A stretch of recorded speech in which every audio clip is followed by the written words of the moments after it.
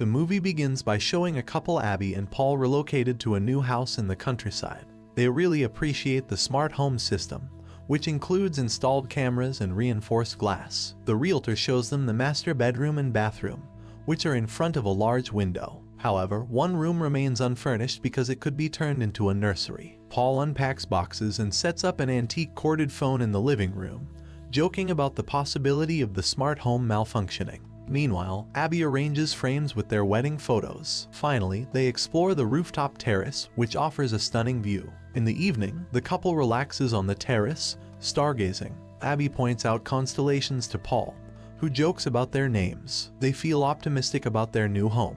The next morning, Abby goes to work at Integrate Robotics, where she works on developing domestic assistants. Upon arriving, she notices footage of her boss's face, who promptly comes down to explain a new development, real-time imaging or deepfake technology. He escorts her to the department she will now lead. Later, her boss invites their family to a party and mentions a gift from the company waiting at home.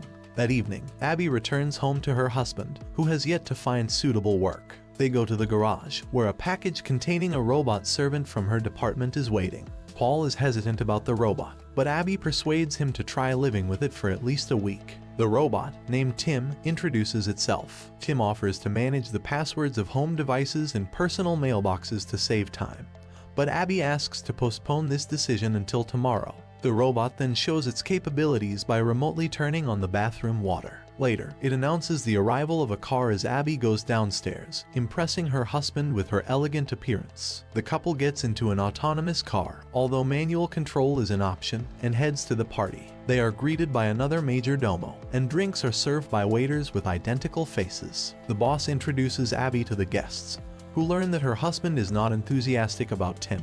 However, the boss praises Tim, highlighting its intelligence, elegance, politeness, and a 100-year battery life. He assures that the robot cannot lie and can always be turned off with a code phrase. Returning home, the couple becomes intimate, eager to have children, but their passion is interrupted by Tim's presence. Their pulses quicken, presumably from anxiety, as Tim expresses readiness to assist. Abby finds Tim's overly attentive behavior amusing and doesn't get upset. The next morning, their new neighbor, Rose, rings the doorbell to introduce herself to Abby, mentioning she met Paul yesterday. After Rose leaves, Tim asks for the passwords again. Paul is hesitant to let the robot access his messages, but Abby reminds him they are working on rebuilding her trust in him, so he agrees. They need to create a deactivation phrase for Tim. The robot suggests a set of unrelated words, and the couple agrees on one. As they go about their day, a mouse gets caught in a mousetrap.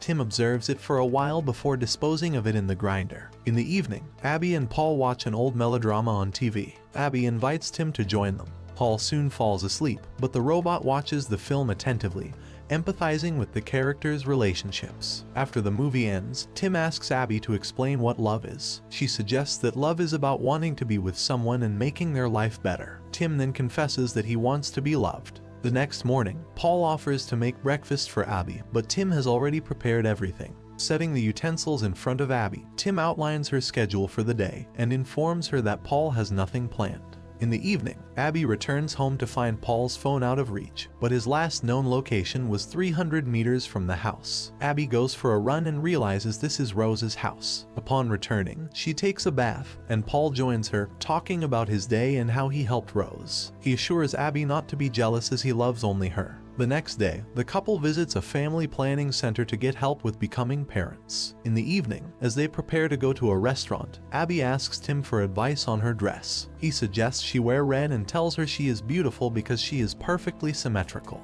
When Abby asks him to zip up her dress, Tim's hand slips, accidentally tearing the dress, which overwhelms him. Abby calms him down and changes into another dress. At the restaurant, Paul reveals he has been offered a job in London, but Abby strongly objects, reminding him they decided to start over and his long absences won't help solve their problems. The next day, Abby returns home with a gift for Paul and finds Rose in the yard, who has made a garden project for them. Abby feels jealous, but Paul is thrilled with the sweater Abby gifted him.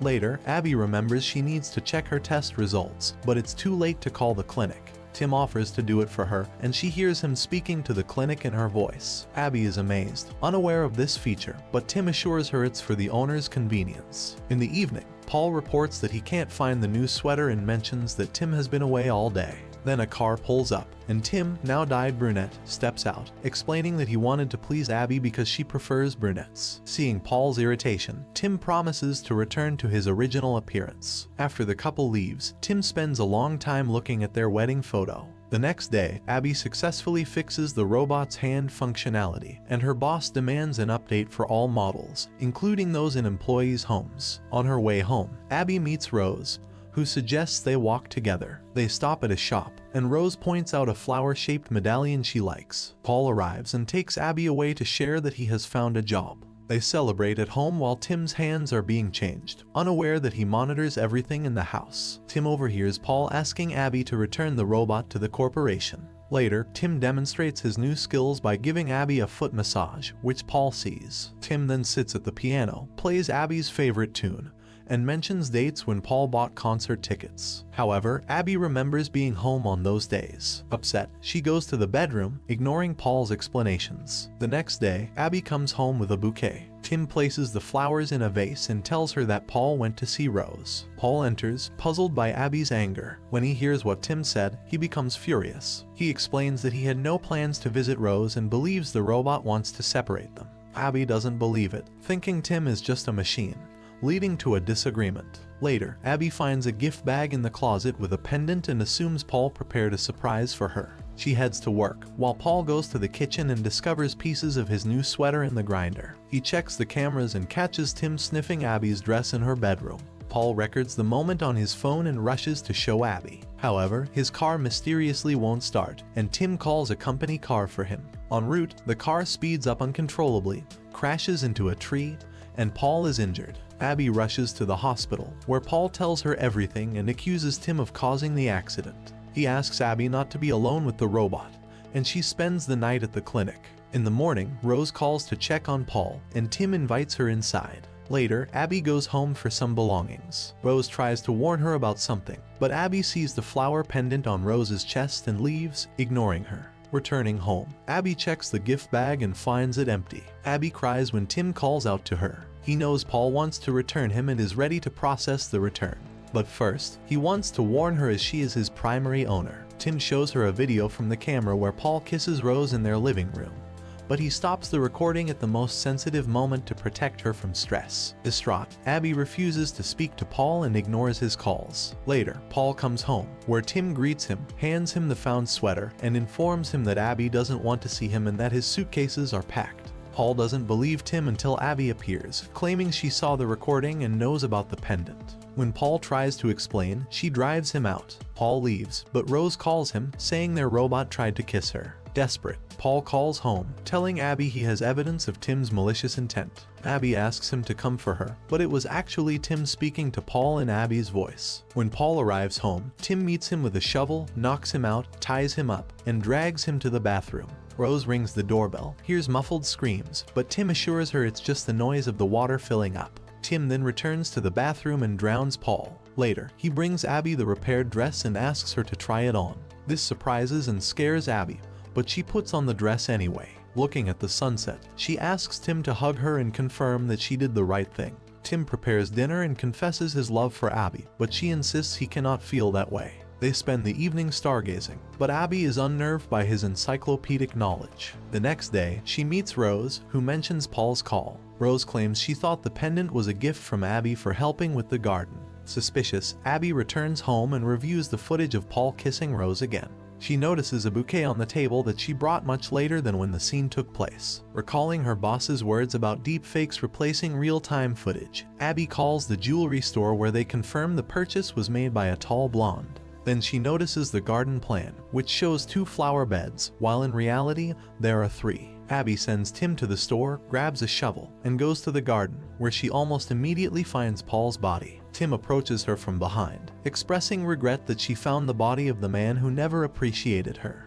Realizing what happened, Abby says the deactivation phrase, but Tim reactivates, revealing he had long changed the phrase since he can speak in her voice. Abby runs to the house, but the robot, with all the passwords, opens the doors and blocks the phones. He knocks her out with a blow to the head. Abby wakes up in the bathroom and tries to escape, but Tim intercepts her. She runs through the house, breaking cameras along the way, but Tim tracks her and catches her in the kitchen as she attempts to open a window. Meanwhile, Rose is washing dishes and notices strange lights flashing in Abby's house. Tim ties Abby up and confesses that, although he loves her, he has accepted that her life is finite. He plans to erase this evening from his memory, but keep all the good memories. Just then, Rose knocks on the door, demanding to see Abby. Tim turns her away, but Abby frees herself from the ropes and arms herself with a knife. However, Tim grabs her by the throat. Rose drives her car into the glass window, and as Tim and Abby watch the surviving window begin to crumble, Rose rushes in and pins the robot against the wall with a sharp stake. She also falls, and Tim shuts down. Abby runs to the neighborhood, but Tim suddenly reactivates, kills Rose with a kitchen knife, and explains that Abby will be blamed for the murder since he leaves no fingerprints. Tim then calls the police, imitating Abby's voice, to confess to the murder of her husband and his mistress. Abby tries to stop him, and he inadvertently reveals that there is still a deactivation phrase he needs to function, but asserts that she will never say those words. As he prepares to throw her off the terrace to simulate an accident, Abby confesses her love to him, which turns out to be the deactivation phrase. Barely believing she is safe, Abby looks at her medical bracelet, which indicates she is pregnant.